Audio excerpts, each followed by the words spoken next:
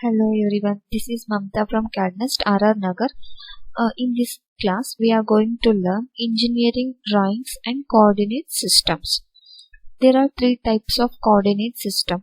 First one is absolute coordinate system, and second one is relative rectangular coordinate system, and last one is relative polar coordinate system. First one is absolute coordinate system. In this system, we can find out the x and y coordinates of the object. For example,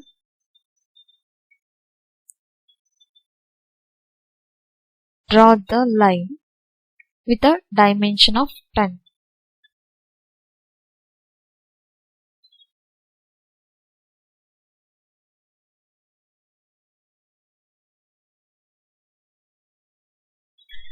Find out the coordinates of all the sides of the object. How it is possible? By using the absolute coordinate system, we can find out the coordinates of the object. So that this horizontal length will be 10 and this vertical length will be 20. By using the distance, we can find out the coordinates.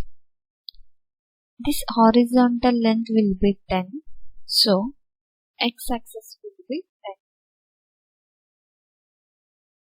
10. Vertical distance will be 0, so that